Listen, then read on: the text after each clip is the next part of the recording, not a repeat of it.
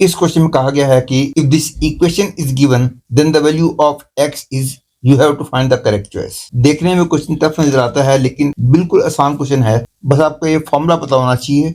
That is base में यदि power N आ जाती है तो ये एन जब बाहर जाता है तो वन बाय एन बन के बाहर जाता है। यदि ए की पावर एन होती तो सीधा एन बाहर चला जाता, लेकिन जब बेस में पावर एन होती है तो बाहर जाके वो वन बाय एन हो जाती है।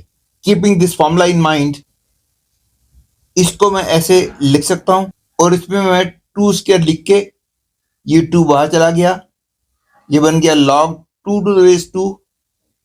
इसको यहाँ पे थ्री स्क्वायर लिखा, ये 1/2 बन के बाहर चला गया, log 3 to the base 3 हो गया। और ये तो आपको पता ही होगा log of anything to the base same thing, that is इसकी वैल्यू भी 1 है और इसकी वैल्यू भी 1 है। देखो this becomes 4 to the power 1/2 and this becomes 9 square, that is this becomes 2 plus 81।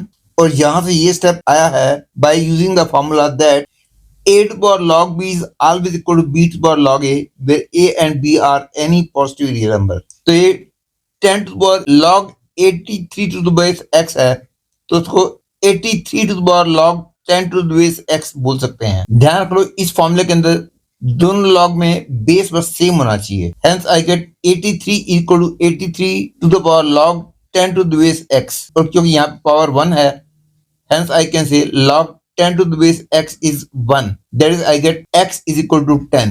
therefore the correct choice is C।